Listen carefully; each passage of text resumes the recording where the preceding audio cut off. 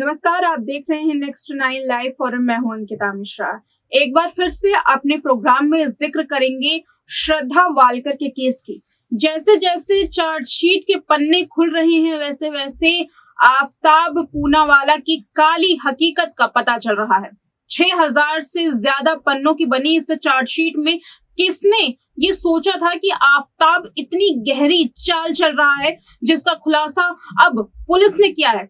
यूं तो देखा जा रहा था कि आफताब पूनावाला लगातार पुलिस का सहयोग कर रहा है, पुलिस के हर सवालों का जवाब दे रहा है। यही नहीं, फॉरेंसिक जांच में भी आफताब पूनावाला के सहयोग के चर्चे हुए थे, अखबारों की और टीवी की सुर्खियां बनी थी। मगर अब जैसे चार्जशीट सामने आई और पुलिस ने बताई आफताब पूनावाला की हकीकत, उसके बाद सबके रोंगटे खड़े हो गए। वो कौन सी चाल थी जो आफताब पूनावाला ने श्रद्धा के साथ चली? वो कौन सी चाल थी जिसके बिना पर आफताब पूनावाला ने पुलिस को गुमराह करने की कोशिश की? और वो कौन सी चाल थी जो अब पुलिस ने पर्दाफाश कर दिया है आफताब का? इस सभी सवालों का जवाब लेंगे और मेरे साथ मेरी सहयोगी मौजूद हैं। प्रज्ञा, बहुत स्वागत है आपका आज के इस प्रोग्राम में। जी शुक्रिया अंकिता। चाल की बात हो रही है आफताब पूनावाला की। प्रज्ञा की किसी ने नहीं सोचा था कि आफताब पूनावाला इतनी गहरी साजिश रचेगा और पुलिस को इतनी बार गुमराह करने की कोशिश करेगा। वही तो मैं सवाल यही शुरू करूंगी कि सबसे पहले जो आफताब पूनावाला के बारे में ये सामने आया है लेटेस्ट अपडेट की माने कि हिमाचल में शव के टुकड़ों को ठिकाने लगाने की कोशिश कर रहा था, उसने बैग भी खरीदा था। इस बात के बारे में ये जो पूरा खुलासा है, क्या कुछ किया है पुलिस ने, क्या कुछ बताया है? हिमाचल से लेकर के दिल्ली के महरौली तक के जंगल की कहानी। जी बिल्कुल, देखिए आपको बता दूं अंकिता कि चार्जशीट दाखिल होने के बाद अब पता चल रहा है कि जो सिर्फ इतनी कहानी समझ में आ रही थी कि 18 मई को आफताब ने श्रद्धा की जान ली और फिर दिल्ली के महरौली के जंगल में उसने शव के जो टुकड़े हैं उन्हें फेंक दिया। इतनी छोटी सी कहानी हर किसी को लग रही थी, लेकिन ये उतनी आसान है नहीं। चार्जशीट दाखिल हुई है और वाकई में अब जिस तरह से पता चला कि श्रद्धा की जान आखिरकार उसने क्यों ली और उसकी जान लेने के बाद वो पहले 24 घंटे तक अंकिता सिर्फ और सिर्फ श्रद्धा की बॉडी को ताकता रहा, ये सोचता रहा कि अब वो श्रद्धा की बॉडी को ठिकाने आखिरकार लगाए तो कैसे लगाए। तो यहाँ पर उसने कई चीजें देखी, कई रिसर्च की और ये चीज समझने की कोशिश की कि आसपास में ऐसा कौन सा इलाका है या कौन सी जगह है जहां पर कम लोग आते जाते हो।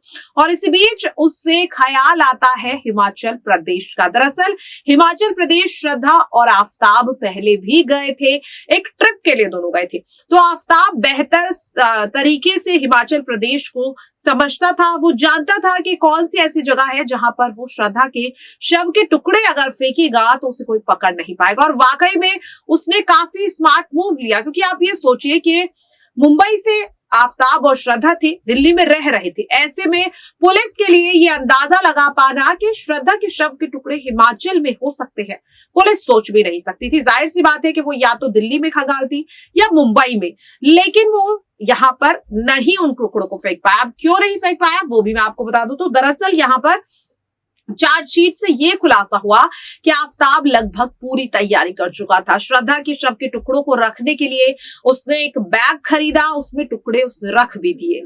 दिल्ली से हिमाचल प्रदेश जाने के लिए वो कैब बुक करना चाहता था, उसने कैब ड्राइवर से बातचीत भी की और काफी कह सकते लगभग पूरी तैयारी कर चुका था। लेकिन फिर उसे अचानक लगा कि इतना बड़ा बैग वो लेकर जाएगा, जाहिर सी बात है कि कई चेक पॉइंट्स होते हैं जहां पर वो पकड़ा जा सकता है, जिसकी वजह से वो नहीं गया।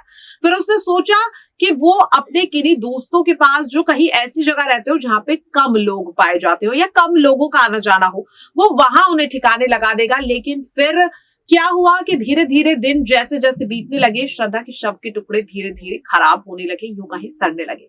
और ऐसे में फिर आफताब ने अफरा तफरी में हर रात 2-2 टुकड़े वो काली पॉलिथीन में ले जाता और अपने पास के ही जंगलों में मजबूरन उसे वहां पर ठिकाने लगाने पड़े, क्योंकि वो उन्हें नहीं ले जा सकता था इस वजह से। तो यहाँ पर हिमाचल प्रदेश का जो कनेक्शन है वो ये अंकिता सामने आया है। जी बिल्कुल। और जैसे जैसे ये सुनने में आ रहा था कि पहले शादी की वजह से आफताब ने इस पूरी वारदात को अंजाम दिया। फिर उसके बाद पुलिस ने बताया कि किसी दूसरे दोस्त से मिलने गया था। तो यहाँ पर आफताब का 2 झूठ एकदम सीधे पकड़ा जा चुका है, या यूं कहें कि आफताब का 2 झूठ पर्दाफाश हो चुका है उनका।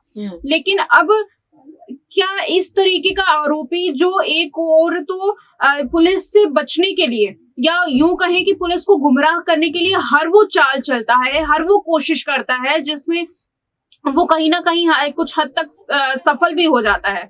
लेकिन अब एक यूं कहें कि एक सेंसिबल आरोपी बनकर के सामने आता है, अपने आरोप को कबूल करता है, साथ ही पुलिस का सहयोग देता है। ये भी देखते हैं कि पुलिस कई सवाल पूछते हैं जिसका वो ठीक तरीके से जवाब देता है। लेकिन मेरा सवाल यही रहेगा कि एक और पुलिस को गुमराह करना और दूसरी ओर पुलिस के साथ कदम से कदम मिलाकर के चलना, यूं कहें कि पुलिस के हर सवालों के जवाब देना, किस एंगल से इसे देख रहे हैं आप? क्योंकि कहीं ऐसा लग तो नहीं रहा कि इसमें कोई ना कोई चाल छुपी हुई है?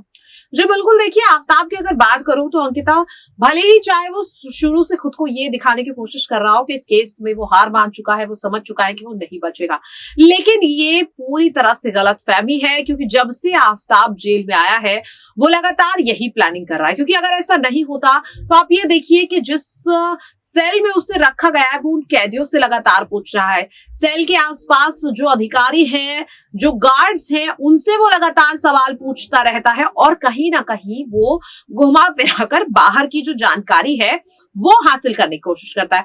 जब वो कोर्ट पहुंचता है तो आप ये देखिए कि कोर्ट में उसे पता है कि उसकी पेशी कब होगी और उससे पहले वो लगभग अपनी सारी डिमांड, सारी तैयारियां करके कोर्ट जाता है। तो कहीं ना कहीं आफताब ये चीज समझता है कि उसका क्या हश्र होना है और वो वाकई में प्लानिंग कर रहा है। और अगर वो प्लानिंग नहीं कर रहा होता तो बिना सोचे समझे अंकिता, वो 24 जनवरी को जब उसकी पेशी हुई थी वो अपने वकील को बदलने की मांग नहीं करता, क्योंकि वो वकील तो आफताब को बचाने की ही कोशिश कर रहा है। लेकिन अगर उसने अपने वकील को बदलने की मांग की है तो साफ तौर पर कहा जा सकता है कि आफताब कोई बड़ी प्लानिंग कर रहा है अंकिता। जी बिल्कुल, और वकील से ही मेरा दूसरा सवाल यहीं पर है प्रज्ञा।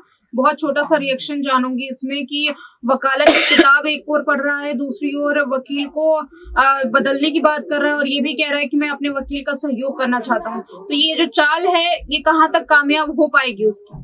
जी बिल्कुल, देखिए यहाँ पर मुझे नहीं लगता कि ये चाल कामयाब हो पाएगी, क्योंकि चार्जशीट दाखिल हो चुकी है। जल्दी आफताब का न्यूरो साइकोलॉजिकल टेस्ट भी हो जाएगा और वकील को बदलने की जो मांग है वो कोर्ट की तरफ से अभी तक मानी नहीं गई है। तो साफ तौर पर कहा जा सकता है कि आफताब की अब कोई भी जो चाल है वो उसे सजा से नहीं बचा सकती अंकिता। बिल्कुल, बहुत धन्यवाद प्रज्ञा आपका। और कई सवालों के इसमें जवाब ढूंढे और साथ में आफताब की हर चाल के बारे में भी हमने बातचीत की इस पूरे सेशन में। फिलहाल देखते हैं कि आगे आने वाले दिनों में आफताब पर और कौन कौन से खुलासे होते हैं और इन खुलासों से आफताब की मुश्किलें और कितनी बढ़ती हैं। फिलहाल के लिए इस रिपोर्ट में दीजिए इजाजत, देखते रहें नेक्स्ट 9 लाइव।